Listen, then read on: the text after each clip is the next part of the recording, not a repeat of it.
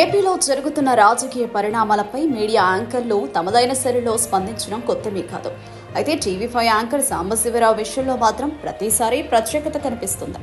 ఆయన మైక్ పట్టుకున్నా, డిబేట్ నడిపినా ఎప్పుడు ఒకే దిశగా విమర్శలు చేయడం గమనించకుండా ఉండలేదు. ప్రస్తుతం ఆంధ్ర రాష్ట్రంలో వైద్య కళాశాలలను ప్రైవేట్ పరం చేస్తోందంటూ టీడీపీ కూటమి ప్రభుత్వంపై వైసీపీ శ్రేణులు ఆందోళనలు చేస్తున్నారు.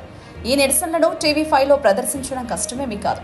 కానీ ఆందోళనల అసలు ఉద్దేశాన్ని పక్కన పెట్టి వాటిని వైసీపీ బలహీనతలుగా చూపించే ప్రయత్నం సాంబశివరావు తరహా వ్యాఖ్యల్లో స్పష్టంగా కనిపించింది. వైసీపీ కార్యకర్తలు ఎక్కడికైనా వెళితే జగన్ జెండా, జై జగన్ నినాదం తప్ప ఏదీ ఉండదు అంటూ ఆయన చేసిన వ్యాఖ్యలు రాజకీయ పక్షపాతాన్ని బహిర్గతం చేశాయి.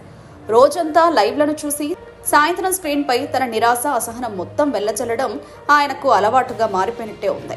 అసలు సమస్యపై చర్చ జరగాలి కానీ వ్యక్తిగత అక్కసుతో పార్టీ కార్యకర్తలపై వ్యంగ్యాలు విసరడం జర్నలిస్టిక్ నిబంధనలకు విరుద్ధం.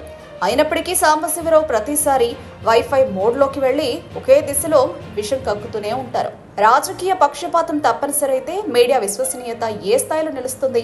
ప్రజల కోసం ఉన్న వేదికలో పార్టీ మౌఖికంగా మారితే నిజాన్ని ఎక్కడ వెతకాలి అనేది ఇప్పుడు ముఖ్యమైన ప్రశ్నగా మారింది. ఈ రోజున వైసీపీ నాయకులంతా కూడా ధర్నా పేరిట ఆంధ్రప్రదేశ్లో అలజడి సృష్టించారు. లేని జీవోలను ప్రకటిస్తూ, జరగనిది జరిగినట్టుగా ప్రకటిస్తూ, ఇష్టం వచ్చినట్టుగా కార్యకర్తలంతా రోడ్డు మీదకు తీసుకురావడానికి ఎంత ఖర్చు పెట్టారో తెలియదు కానీ అందరినీ మాత్రం లాక్కొచ్చారు.